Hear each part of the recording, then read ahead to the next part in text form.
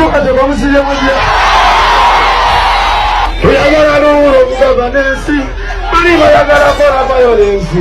Ayagala okulaba ku democracy. Kendo olonda kaluluko. Abero vaawo.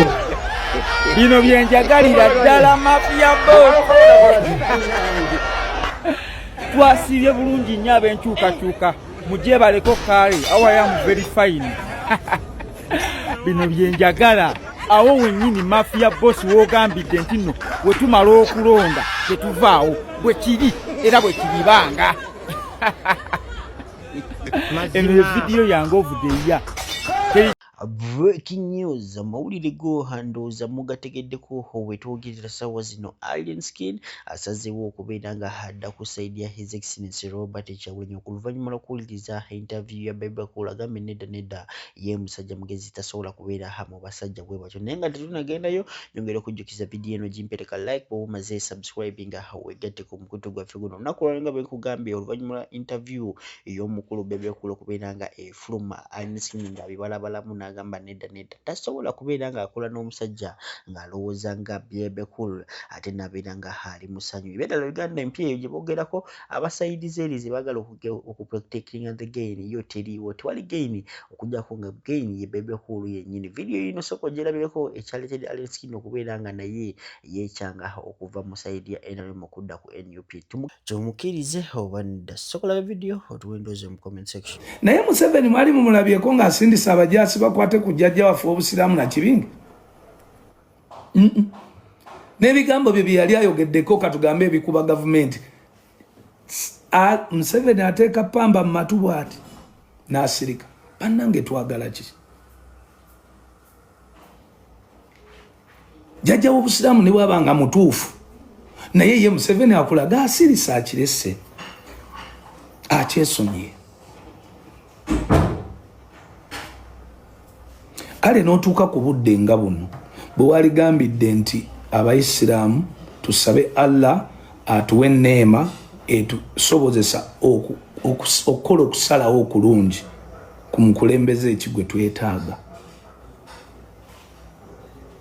kubanga twagala abannamadiini basabire emyoyo gy'abantu bakole decisions ezitali sentimental but rather decisions ezibayamba mu byenkulaakulana n'okubeera obulungi yessaala gye naalisuubidde esabibwa naye oli najja n'ateeka eddiini yaffe y'Obuyisiraamu ku sowaani gavumenti esobole okugikyawa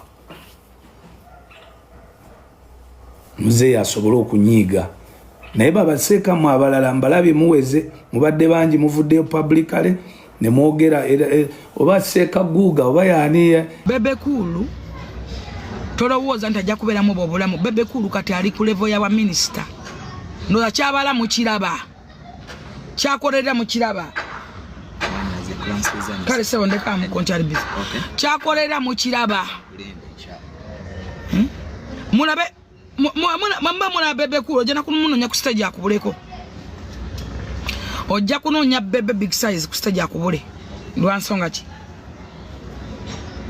ngwe tunulabe nkubuuza kibuzo kimu lwaki takoze kiwatule busobozi bwatayina Bebe Cool alina abantu bebatamba nabo bafaani be lwaki takoze kiwatule Bebe Cool ali mu psychologically muna babala mungabo yatandika okubala ekintu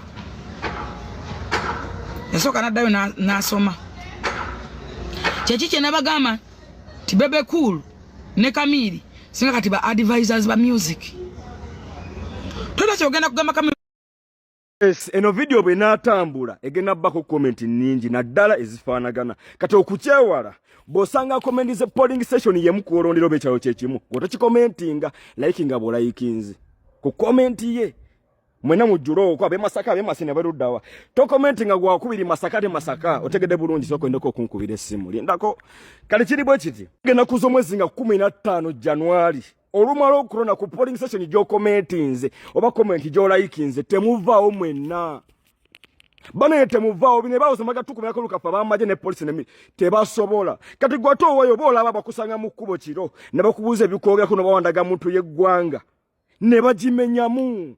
Ogenda besigana akalulu kotano wange. Comment section. Commenting awolondera just tukebera bukonge kati kitwa intude mukebera bukonge bwaffe.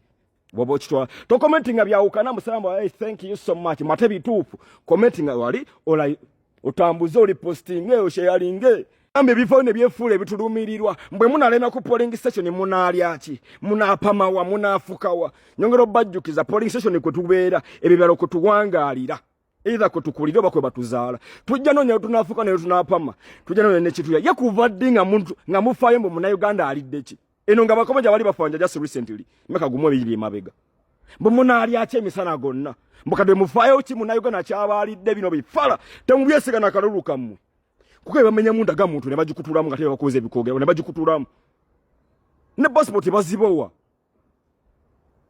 tweberere mu boy commenting abakomenisi wolondera tugende maso ate logitambuze video esikijukiza nawe anyway kati gwa bitegedde gamati honorable Baby cool, I'm not here to remind you, but I'm affirming the fact that the only thing on this earth that cannot be transmitted from one person to another is one, stupidity. Baby wandika. Stupidity. And that is what makes the difference between you and Shagulanyi.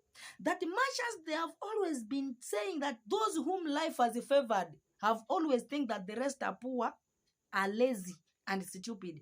Shagulanyi life favored him, yes, but he has again fought hard to come out and prove to us that even us, we can make it and be like him. Even having known that there are other people who are being hindered to some circumstances, he has always told them that you can still make it. Namely, you are those ones who take the rest to be lazy and stupid. Whereby again, you are the one who's stupid, but trying to behave as if you are wise. Baby cool. You and Shagulanyi, because I see you have always tried to be in Shagulanyi's shoes. But I want to remind you again, you have only one CV. You a musician. Baby, awakuwagira, nabatakuwagira, they know you as who? Not a musician. Baby, in the same music industry, can you point out a musician that you have brought out and is outside, shining?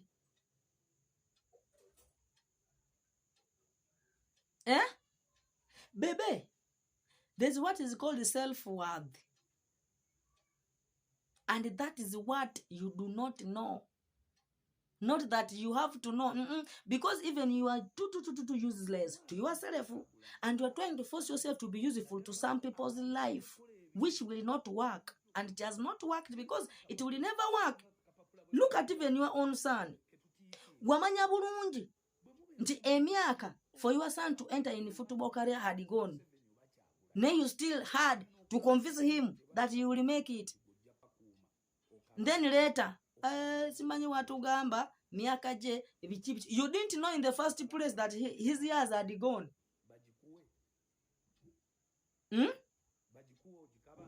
If you can't even help your children to reach their dreams, what makes you think you can be useful to some people who are not connected to your family? Shagulanyi, you are talking about, if he passes, policemen even stop him, not with the aim of him not reaching where he is going, but they always tell him, you are going to confuse people's business, Mr. President.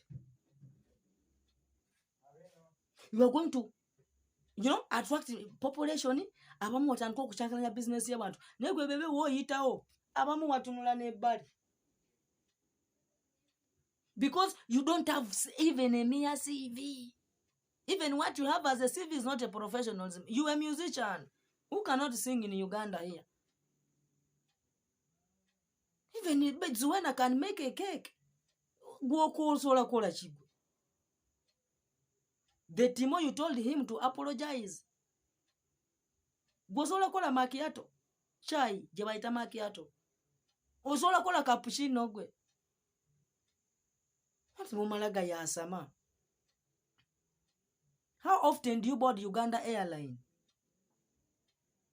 Baby, what if one day that airline crashes and people die?